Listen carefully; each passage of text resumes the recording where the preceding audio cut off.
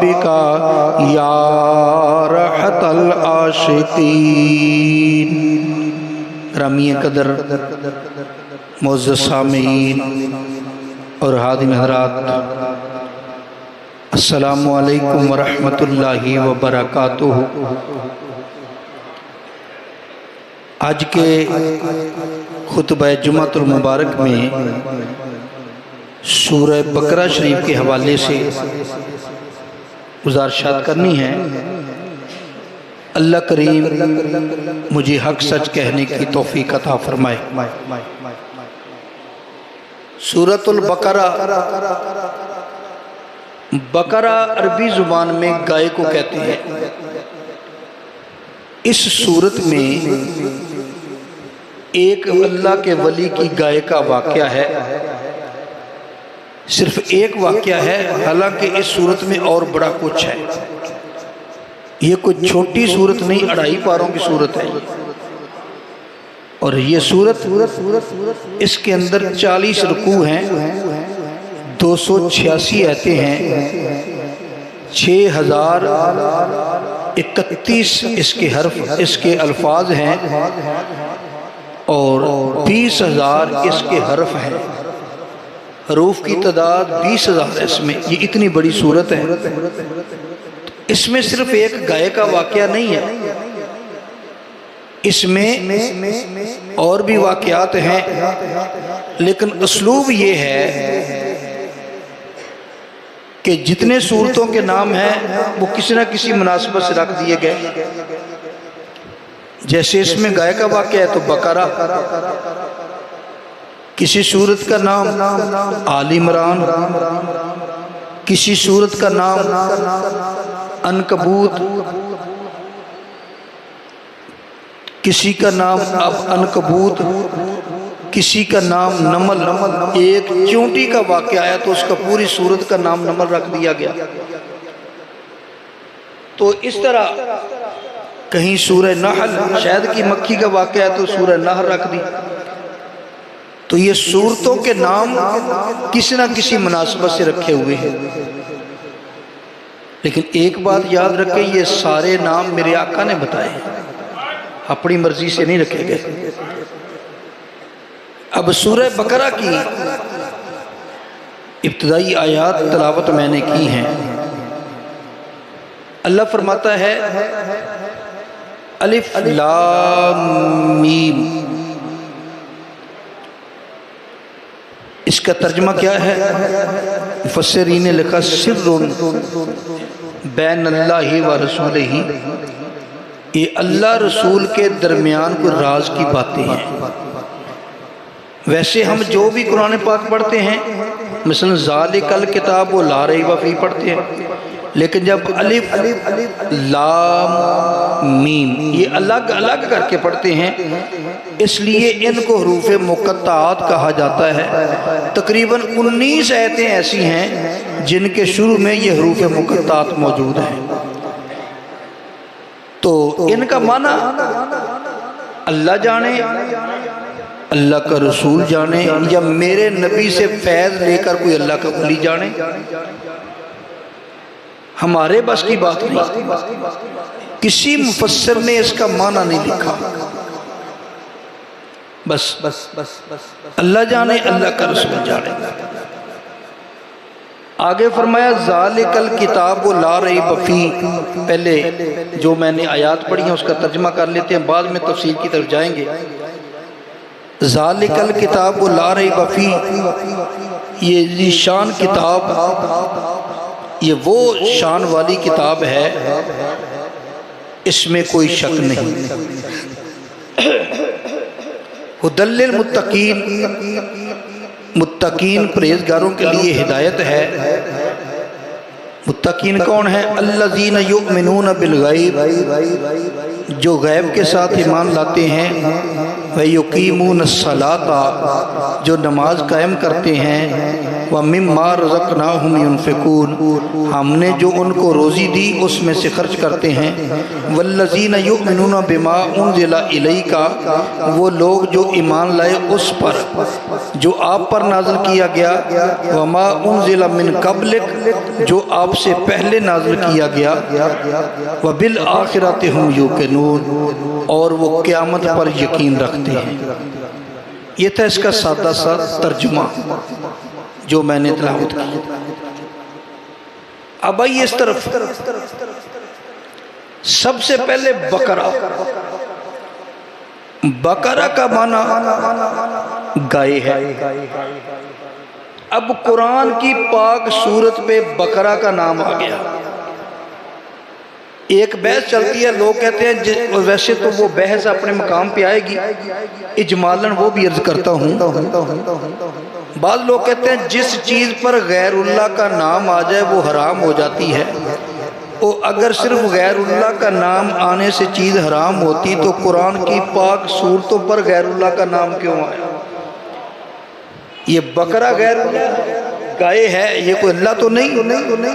سورہ انبیاء، سورہ ابراہیم، سورہ یوسف، یہ سبھی اللہ تو نہیں نا، تو ان کے نام آئے ہیں۔ پتہ چلا یہ پاک صورتوں پر اگر دوسروں کے نام آئے تو یہ حرام نہیں ہوتی، تو کسی چیز پر اللہ کے بغیر کسی اللہ کے پیارے کا نام آ جائے وہ حرام کیسے ہوگا؟ تو اس لیے آگے فرمایا ذالک الکتاب لا ریب فیہ، یہ وہ ذی شان کتاب ہے۔ ذالک جو ہے نا یہ اسم اشارہ دور کے لیے ہے، لیکن کتاب تو سامنے ہے۔ فرمایا وہ کتاب، یہاں پر بود رتبی ہے، یعنی اونچی شان کے اعتبار سے کہا گیا ہے یہ وہ کتاب ہے۔ اس کی عظمت بیان کرنے کے لیے یہ وہ کتاب ہے لا ریب فیہ، اس میں کوئی شک نہیں۔ اب یہاں پہ غور کرنا ہوگا، ذالک الکتاب لا ریب فیہ، یہ وہ کتاب ہے اس میں کوئی شک و شبہ نہیں۔ اس کا مطلب یہ نہیں کہ وہ شک و شبہ کرے گا نہیں، کرنے والے تو بہت ہوں گے لیکن ہے نہیں، شک ہے نہیں، یہ لا ریب کتاب ہے۔ کافروں نے شک کی، کافر کہنے لگے مسلمانوں کے نبی کی اپنی مادری زبان عربی ہے، یہ گھر بیٹھے عربی کے جملے بناتا ہے اور دن چڑھتا ہے تو ہمیں آ کر کہتا ہے مجھے اللہ کی طرف سے وحی آئی ہے۔ اللہ نے اس بات کا جواب دیا، فرمایا قُلْ لَئِنِ اجْتَمَعَتِ الْإِنسُ وَالْجِنُّ عَلَىٰ أَن يَأْتُوا بِمِثْلِ هَٰذَا الْقُرْآنِ لَا يَأْتُونَ بِمِثْلِهِ وَلَوْ كَانَ بَعْضُهُمْ لِبَعْضٍ ظَهِيرًا۔ اللہ فرمایا حبیب پیارے یہ کہتے ہیں اس نے خود ہی بنا لی، خود ہی کر کے لے آیا۔ فرمایا ان کو چیلنج کر دو، جنوں کو بھی ساتھ لے لو، انسانوں کو بھی ساتھ لے لو، جن اور انسان اکٹھے ہو جاؤ، اکٹھے ہو کر کتاب قرآن کی مثل لے آؤ۔ فرمایا اگر تم سچے ہو، فرمایا فَإِن لَّمْ تَفْعَلُوا وَلَن تَفْعَلُوا فَاتَّقُوا النَّارَ الَّتِي، اللہ فرماتا یہ کبھی بھی لے آ نہیں سکتے، یہ کبھی لے آ سکتے ایسا نہیں ہوگا۔ اب دیکھیے پھر جب وہ چیلنج کیا گیا تو وہ قرآن کی مثل نہ لا سکے، قرآن نے رعایت دے دی، فرمایا فَأْتُوا بِعَشْرِ سُوَرٍ مِثْلِهِ مُفْتَرَيَاتٍ، اگر قرآن کی مثل نہیں لا سکتے تو قرآن کی مثل، قرآن کی 10 صورتوں کی مثل لے آؤ۔ اب 10 صورتوں کی مثل بھی نہ لا سکے۔ اللہ فرمایا ان کنتم فی ریب مما نزلنا علی عبدنا فاتوا بسورۃ من مثلہ وادعوا شہداءکم ان کنتم صادقین۔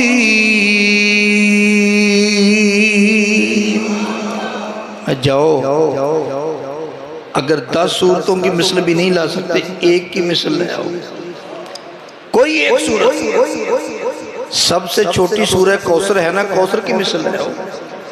یہ تو نہیں کہا کہ سورہ بقرہ کی مثل لاؤ، یاسین کی مثل لاؤ، سورہ رحمان کی مثل، نہیں، کسی ایک سورت کی مثل لے آؤ۔ کفار نے ایڑی چوٹی کا زور لگایا لیکن لا نہ سکے۔ اللہ کریم نے اور رعایت دے دی، فرمایا اچھا اگر مثل صورت کی بھی نہیں لا سکتے فَلْيَأْتُوا بِحَدِيثٍ مِثْلِهِ ان کانوا صادقین، اچھا پھر ایسے کرو تم قرآن کی ایک آیت کی ایک جملے کی مثل لے آؤ، اگر تم اپنے دعوے میں سچے ہو۔ تو کافروں نے ایڑی چوٹی کا زور لگایا، قرآن کی ایک آیت کی مثل نہ لا سکے۔ تو گویا کہ قرآن بول بول کے کہتا ہے اوے کافرو، اگر تم قرآن کی مثل لا سکتے ہو تو لے آؤ، تم کہتے ہو خود ہی بنایا ہے، تم بھی بنا کے لاؤ نا قرآن جیسی کتاب۔ اگر قرآن جیسی کتاب نہیں لا سکتے تو قرآن کی 10 صورتوں جیسی 10 صورتیں بنا لاؤ، اگر 10 جیسی نہیں بنا کے لا سکتے ایک صورت جیسی بنا لاؤ، اگر ایک صورت جیسی نہیں بنا سکتے تو ایک آیت بنا لاؤ، ایک آیت بھی نہیں بنا سکتے تو مان جاؤ ذالک الکتاب لا ریب فیہ، مان جاؤ اس میں کوئی شک و شبہ، ورنہ لاؤ مثل اس کی تم بھی بنا کے، کہاں سے باق بنا کر لاتے۔ تو اللہ فرماتا ہے یہ وہ ذیشان کتاب ہے کہ اس میں کوئی شک و شبہ نہیں ہے۔ آگے فرمایا ہدن، یہ ہدایت ہے للمتقین، متقین کے لیے ہدایت ہے۔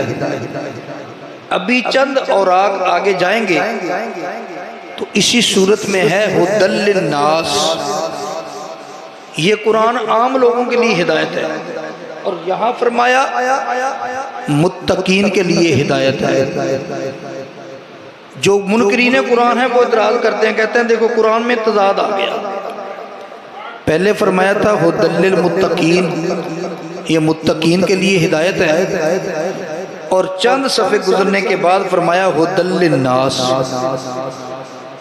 یہ لوگوں کے لیے ہدایت ہے، عام لوگوں کے لیے ہدایت، ادھر ہے متقین کے لیے ہدایت۔ دونوں آیتیں ٹکراتی ہیں، ہم نے کہا ٹکراتی نہیں، ہدایت کا معنی کیا ہے؟ ہدن ہدایت، ہدایت کا معنی کیا ہے؟ ہدایت کے 2 معنی ہیں، اراءۃ الطریق، ایصال الی المطلوب۔ کیا مطلب؟ اراءۃ الطریق کا معنی ہوتا ہے راستہ دکھانا، اور ایصال الی المطلوب کا معنی ہوتا ہے منزل مقصود تک پہنچانا۔ اس کی میں مثال کئی مرتبہ دیتا ہوں۔ ایک آدمی جمعہ پڑھنے کے لیے ہماری مسجد جامع مسجد رضوی سیالوی میں آنا چاہتا ہے، وہ کسی پچھلے چوک میں کھڑا ہو کر کسی سے پوچھتا ہے بھی میں نے رضوی سیالوی مسجد جانا ہے، وہ آدمی وہاں سے کہتا ہے یہ سیدھا روڈ چلے جاؤ، آگے آدم چوک کے اندر ہی مسجد ہے۔ اب یہ بھی راستہ دکھا رہا ہے، اس کو کہتے ہیں اراءۃ الطریق، یہ بھی ہدایت کا معنی ہے، یہ بھی ہدایت ہے، کسی کو راستہ دکھانا۔ اور ایک ہوتا ہے ایصال الی المطلوب، ایک آدمی سے کہا یار میں نے رضوی سیالوی مسجد جانا ہے جمعہ پڑھنے کے لیے، تو کہاں ہے وہ مجھے پتہ نہیں، اس نے بازو سے پکڑا رضوی سیالوی مسجد میں آ کر چھوڑ دیا، اس نے کہا یہ ہے رضوی سیالوی مسجد۔ اب جس نے رستہ بتایا تھا اس نے بھی ہدایت دی، جو چھوڑ گیا اس نے بھی ہدایت دی کہ یہ مسجد ہے، لیکن فرق کیا ہے؟ اس نے رستہ دکھایا تھا، اس نے دکھایا نہیں، اس نے منزل تک پہنچایا ہے۔ اور جہاں اسی طرح قرآن میں جہاں ہدی للناس ہے وہاں قرآن سیدھا راستہ دکھاتا ہے، جہاں ہدی للمتقین ہے وہاں متقین کو توڑ منزل تک پہنچاتا ہے۔ تو اس میں اختلاف کہاں سے آیا، ٹکراؤ کہاں سے آیا؟ اور فرمایا ہدی للمتقین۔ اب متقین کون ہیں؟ جو تقوی اختیار کریں۔ اب تقوی کیا ہے؟ تقوی کسے کہتے ہیں؟ جو مفسرین نے لکھا اس کا خلاصہ ایک جملے میں عرض کرتا ہوں۔ مفسرین نے اس پر بڑا کچھ لکھا۔ ایک رستہ ہو تنگ، اس کے دونوں سائڈوں پر کانٹے دار جھاڑیاں ہوں، آپ اس تنگ رستے سے ایسے گزر جائیں کہ آپ کے کپڑوں کو کانٹے نہ لگیں۔ کانٹے لگنے کے بغیر اپنے کپڑے بچا کر آپ اس راستے سے گزر جائیں، اس کو تقوی کہتے ہیں۔ اب سمجھیں تقوی کیا ہے؟ انسان دنیا میں رہتا ہے، اس کے ارد گرد بہت کانٹے ہیں، چغلی کے کانٹے، رشوت کے کانٹے، حرام خوری کے کانٹے، سود کے کانٹے۔ یہ وہ الماری بند کر دیں، ادھر کھڑکی بند کر دیا کریں تو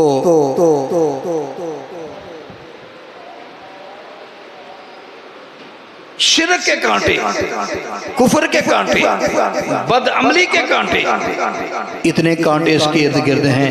یہ ان تمام کانٹوں سے بچ کر اپنی منزل تک، قبر تک پہنچ جائے تو یہ متقی ہے۔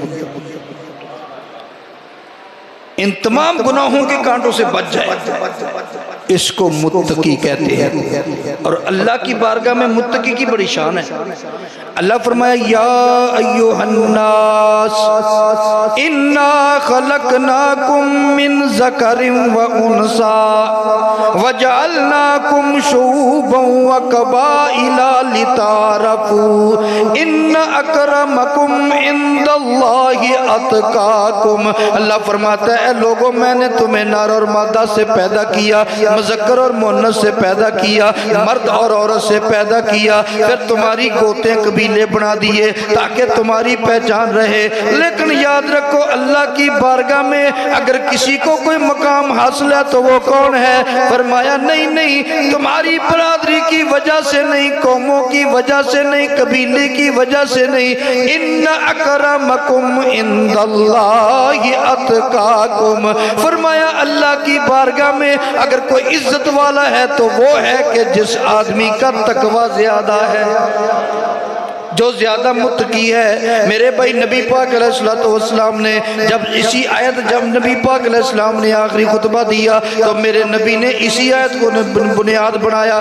یہی آیت پڑھ کے میرے نبی نے آگے خود وضاحت کر دی۔ فرمایا عربی کو، فرمایا ایوہ الناس ان ربکم واحد و اباکم واحد۔ فرمایا لوگوں تمہارا رب ایک ہے، تمہارا باپ ایک ہے، تم سبھی آدم علیہ السلام کی اولاد ہو۔ فرمایا کالے کو گورے پر، گورے کو کالے پر، اجمی کو عربی پر، عربی کو اجمی پر۔ فرمایا غریب کو امیر پر، امیر کو غریب پر۔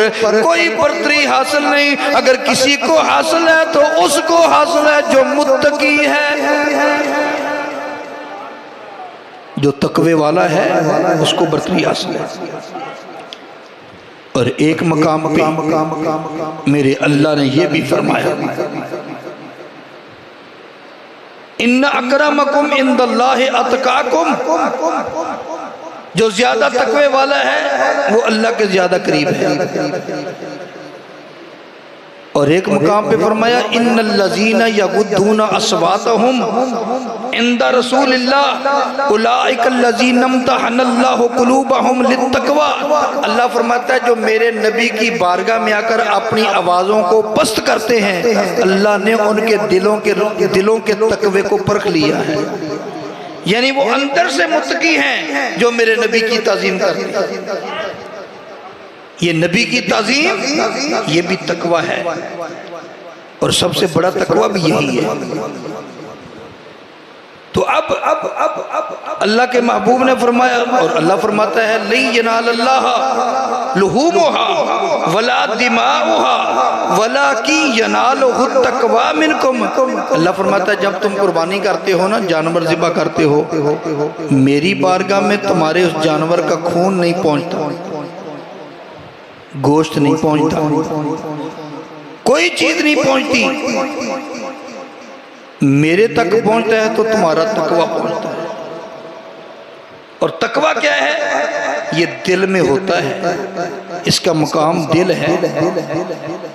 तो मुत्तकी, ये कुरान जो है हुद्दल मुत्तकीन, मुत्तकीन के लिए ये हिदायत है, मुत्तकीन को मंज़िल मकसूद तक पहुंचाता है ये कुरान। और मुत्तकी आपने सुन लिया। अब कुरान ने खुद मुत्तकीन की तारीफ की कि मुत्तकी होता कौन है। फरमाया अल्लज़ीना युमिनूना बिल गैब,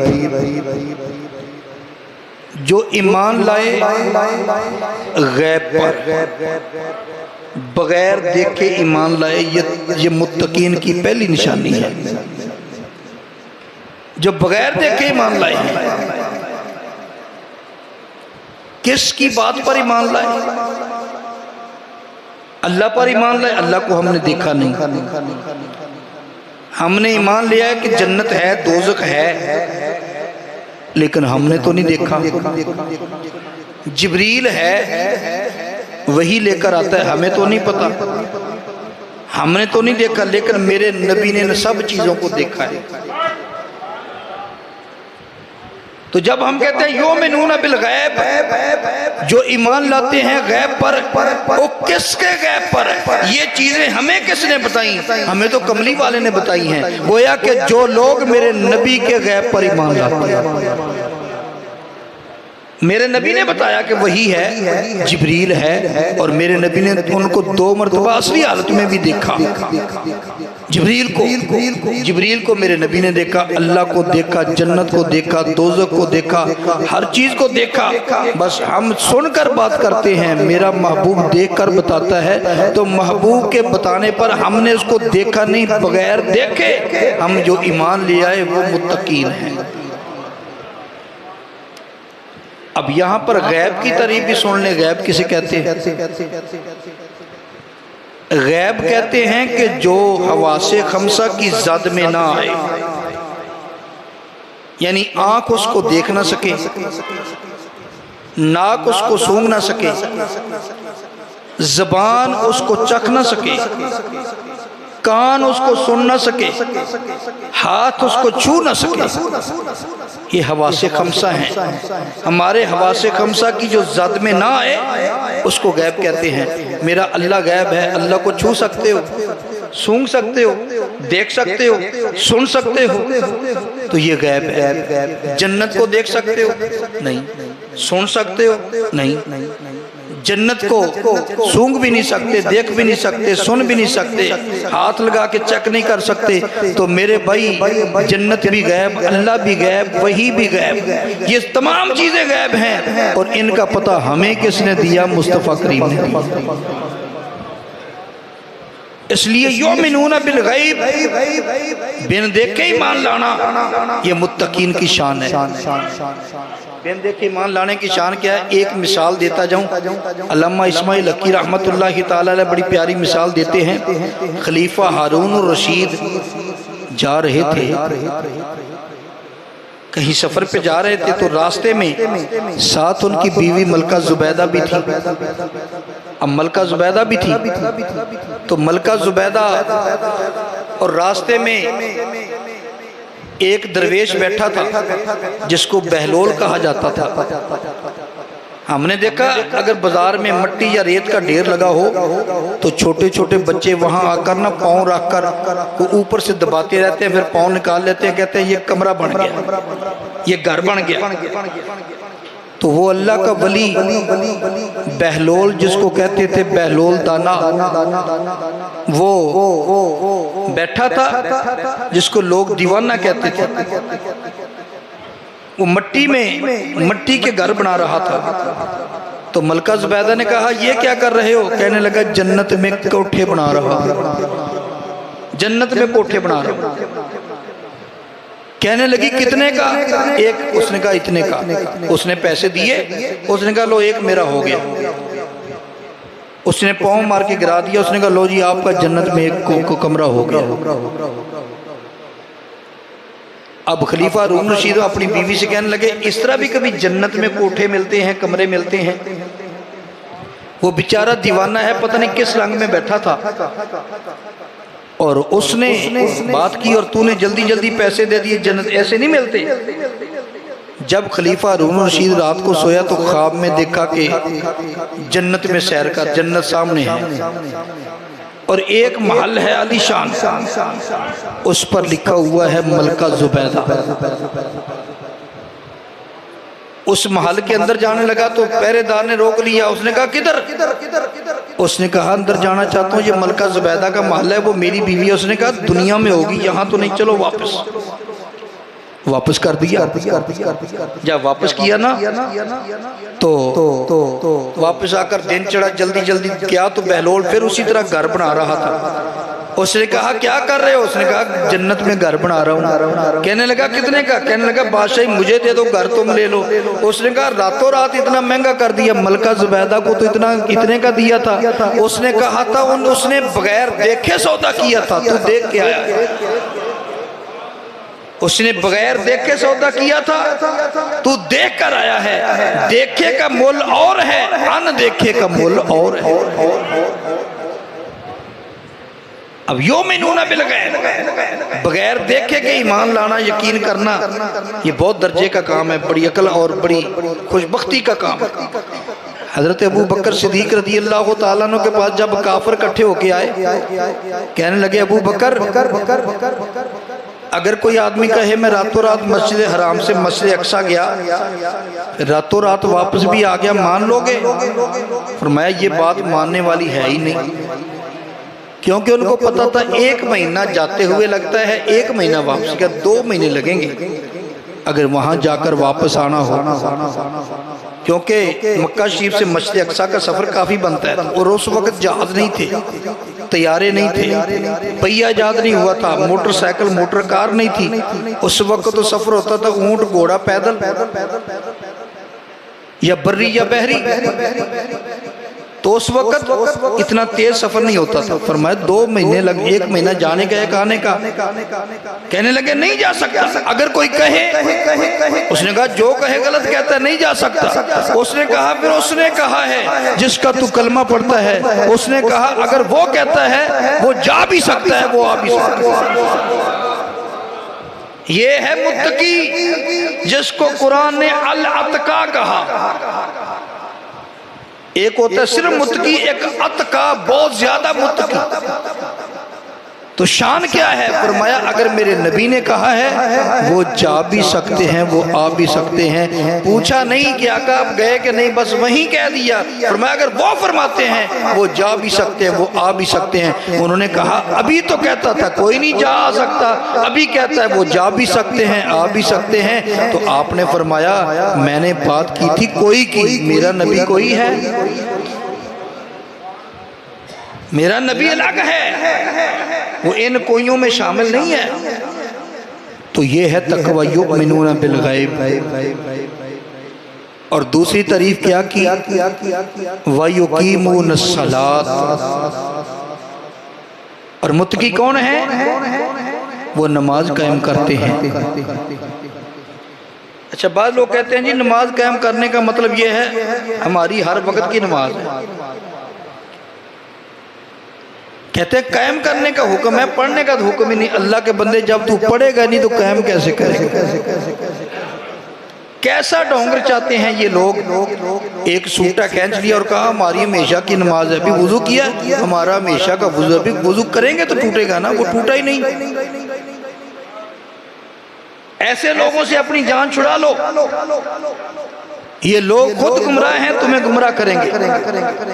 اور اگر غلطی سے کسی نے ایسا پیر پکڑ لیا ہے جو ایسی باتیں کرتا ہے میری ہمیشہ کی نماز ہے، میری دل کی نماز ہے، تو اس پر یہ چیز فرض ہے کہ وہ اس سے اپنی جان چھڑائے۔ ہمارے جاہل کہتے ہیں جی نہیں جی نہیں، اگر پیر پکڑا جائے تو اب اس کو اگر آدمی چھوڑ دے تو مرتد پھر طریقت ہو جاتا ہے۔ کوئی مرتد پھر طریقت نہیں ہوتا، اس کی بیعت ہی نہیں جو رسول اللہ کے حکم کے مطابق زندگی بسر نہیں کرتی۔ اس کی بیعت بیعت ہی نہیں، توڑنی کیا ہے، بیعت خود بخود ہی ختم ہوگی، ہوئی ہی نہیں جو شریعت کے مطابق نہیں چلتا، جو کہتا ہے میری دل کی نماز ہے۔ اب قرآن کہتا ہے متقین کی شان کیا ہے، وَيُقِيمُونَ الصَّلَاةَ، وہ نماز قائم کرتے ہیں۔ پہلے فرمایا یؤمنون بالغیب، پھر فرمایا وَيُقِيمُونَ الصَّلَاةَ، وہ نماز قائم کرتے ہیں۔ ارے اللہ کے بندو، جب جماعت کھڑی ہوتی ہے تو کیا کہتے ہیں، قد قامت الصلاۃ، قد قامت الصلاۃ، نماز قائم ہوگی، نماز قائم ہوگی، اور تو کون سی قائم کرنا چاہتا ہے بھائی؟ اور پھر قائم کا تجھے مطلب زیادہ آتا تھا، میرے مصطفیٰ کو آتا تھا۔ میرے نبی پانچوں نمازیں مسجد میں ادا کرے، صحابہ اکرام ابو بکر صدیق مسجد میں پڑھے، عمر فاروق مسجد میں پانچوں نمازیں باقاعدہ پڑھے، حضرت عثمان غنی مسجد میں پڑھے، مولا علی مسجد میں پڑھے، طلحہ و زبیر مسجد میں پڑھے، سعد سعید مسجد میں پڑھے، ابو عبیدہ بن جراح مسجد میں پڑھے، عشرہ مبشرہ مسجد میں پڑھے۔ تو میرے بھائی تمام صحابہ اور اولیاء کرام مسجد میں آ کر 5 نمازیں پڑھیں۔ وہ کون ہے جو کہتا ہے جی میری دل کی نماز ہے، میں قائم کیے ہوئے ہوں، قائم کرنے کا حکم ہے، پڑھنے کا حکم نہیں؟ کیا اللہ کے ولیوں نے 11ویں والے پیر عبد القادر نے قائم نہیں کی؟ یہ جو پڑھتے تھے انہوں نے قائم نہیں کی؟ تو میرے بھائی تو یہ بھی تو ہے نا، فَصَلِّ لِرَبِّكَ وَانْحَرْ، اپنے رب کے لیے نماز پڑھ، پڑھنے کا حکم بھی ہے۔ اگر کوئی کہے نہیں یہ پڑھنے کا حکم نہیں، پڑھنے کا بھی ہے، لیکن یہ قائم میں بھی پڑھنے کا حکم ہے۔ تو فرمایا وَيُقِيمُونَ الصَّلَاةَ، وہ نماز قائم کرتے ہیں۔ اصل اس کا مطلب یہ ہے کہ نماز پڑھنا، پھر اس کے ادب آداب کا خیال کرنا، پھر نماز کے تقاضے پورے کرنا، نماز کو صحیح طریقے سے پڑھنا، اچھے طریقے سے پڑھنا۔ مثال کے طور پہ بعض لوگوں کو دیکھا گیا وہ نماز پڑھنے کے لیے آتے ہیں نا، تو یوں کر کے کیا، جلدی رکوع کیا، پورا نہیں اٹھے، فوراً سجدے چلے گئے، سجدے سے پورا سر نہیں اٹھایا، پھر سجدے چلے گئے، تو یہ نماز کے آداب کے خلاف ہے۔ نماز کے آداب کا خیال رکھنا چاہیے کہ یوں کر کے ہاتھ اٹھائے، پھر باندھ لیے، پھر قرات وغیرہ کرنے کے بعد بڑے سکون کے ساتھ رکوع گئے، پھر بڑے سکون کے ساتھ پورے سیدھے کھڑے ہوئے، پھر اس کے بعد سجدے گئے۔ سجدے میں آرام سے ہر جگہ اپنی اپنی جگہ پہ چلی جائے، اس کے بعد اٹھنا ہے۔ یہ نہیں کہ ہمارا سا تھوڑا سا ماتھا لگایا اور اٹھا لیا، اور پھر دوبارہ ابھی پورا سیدھا نہیں ہوا، تھوڑا سا اٹھے پھر سے، ایسے نہیں، اس طرح نہیں ہے۔ صحیح بخاری شریف کی حدیث ہے، ایک آدمی نماز پڑھنے کے لیے آیا، میرے آقا صلی اللہ تعالی علیہ وسلم تشریف فرما تھے، تو وہ نماز پڑھنے کے لیے آیا، نماز پڑھی، پڑھ کے کہنے لگا السلام علیکم۔ میرے آقا علیہ السلام نے فرمایا وعلیکم السلام، صلی انک لم تصلی، نماز دوبارہ پڑھ، تو نے نماز نہیں پڑھی۔ وہ پھر نماز پڑھ کے جلدی جلدی آ گیا، السلام علیکم، فرمایا وعلیکم السلام، صلی انک لم تصلی، نماز دوبارہ پڑھ، تو نے نماز نہیں پڑھی۔ 3 مرتبہ ایسا کیا۔ عرض کرنے لگا، جب تیسری مرتبہ میرے نبی نے فرمایا تو نے نماز نہیں پڑھی، اب عرض کرنے لگا یا رسول اللہ مجھے نماز پڑھنے کا طریقہ تو بتا دو۔ یہ صحیح بخاری پڑھ رہا ہوں۔ آقا علیہ السلام نے فرمایا جب تو نماز کے لیے کھڑا ہو تو بڑے سکون کے ساتھ تکبیر تحریمہ کہہ، پھر ہاتھ باندھ، پھر اللہ اکبر کہہ کر رکوع چلا جا، پھر سمع اللہ لمن حمدہ کہہ کر کھڑا ہو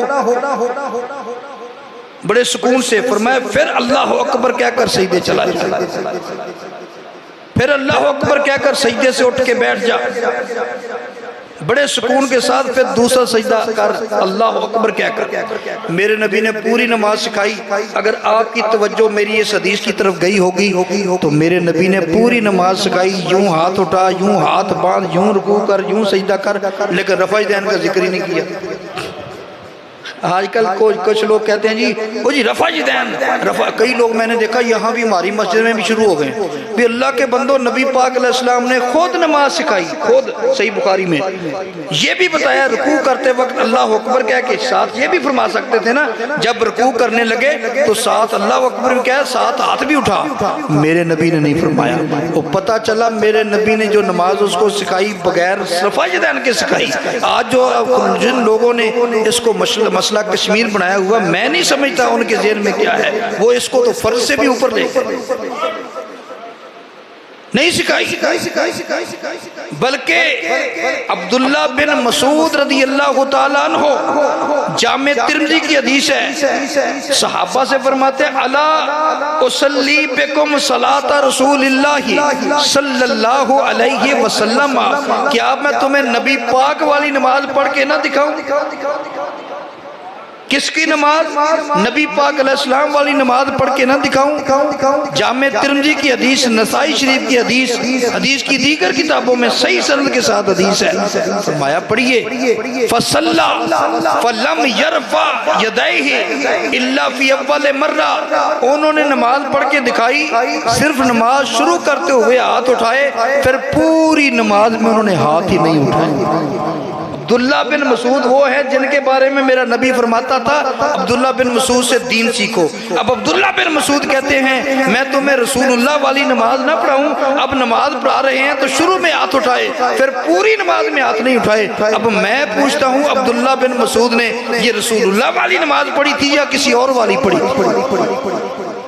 دعویٰ کر رہے ہیں کہ میں رسول اللہ والی نماز پڑھتا ہوں، کیوں نہیں ہاتھ اٹھائے؟ ان کو پتا تھا کہ مسلم شریف جلد 1 صفحہ 181 پر میرے نبی نے فرمایا، صحابہ کہتے ہیں ہم نماز پڑھ رہے تھے، اوپر سے نبی علیہ السلام تشریف لے آئے، ہم رفع یدین کرتے تھے، میرے آقا علیہ السلام نے فرمایا مالی اراکم رافعی ایدیکم کانہا اذناب خیل شمس اسکنوا فی الصلاۃ، فرمایا مجھے کیا ہوا، میں تمہیں دیکھ رہا ہوں بار بار نماز میں ہاتھ اٹھاتے ہوئے جیسے وحشی گھوڑے شرارتی گھوڑے دمے لاتے ہیں، اس کو نو فی الصلاۃ، نماز میں سکون اختیار۔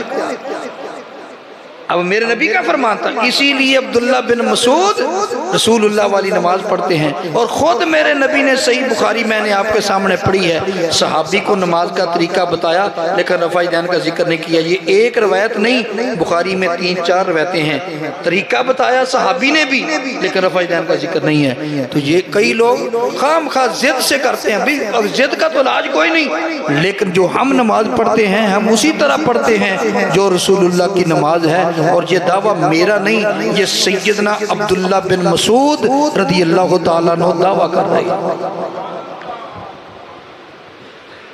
آقا علیہ السلام نے رفع یدین کیا بھی چھوڑا بھی۔ قرآن پاک کی میں نے 20 آیتیں آپ کو بتائی، پہلے تھی بعد میں منسوخ ہو گئی۔ اب کوئی جو منسوخ ہے وہ لے کر آ جائے، دیکھو جی قرآن میں ہے، اس پر عمل کیوں نہیں؟ ہم کہیں گے بھی اس کی ناسخ موجود ہے اس لیے یہ منسوخ ہے، اس پر عمل نہیں ہو سکتا۔ اسی طرح جب بات پہلے شروع میں تھا لیکن جب بعد میں یہ حکم آ گیا تو پھر اب منسوخ ہو گیا۔ ایک ہے نہیں میں تو پہلے والے پر عمل کروں گا تو ہمارا کیا قصور ہے؟ کسی کا جو جی چاہے کرتا پھرے، ہم نے تو وہ کچھ کرنا ہے جو رسول اللہ نے کیا، جو رسول اللہ کے صحابہ نے کیا۔ لیکن پھر بھی کئی لوگ سنا کے جیل میں فتنے کے پیچھے لگ کے وہ رفع یدین کرتے ہیں نماز میں، وہ کرتے رہیں، ہمیں کیا؟ ہر ایک نے اپنی قبر میں جانا ہے، ہمارا مقصد صرف اور صرف سچا اور سیدھا دین بتانا ہے، عمل کرنا نہ کرنا یہ اپنی اپنی قسمت ہے، کوئی اپنی مرضی کرتا ہے یا کسی دوسرے تیسرے کی فیس بک سے سن کر اس پہ عمل کرتا ہے تو کرتا رہے، ہمیں کیا؟ لیکن ہم نے تو وہ کام کرنا ہے جو رسول اللہ نے کیا، جو صحابہ نے جس کا ہمیں حکم دیا۔ وآخر دعوانا ان الحمد للہ۔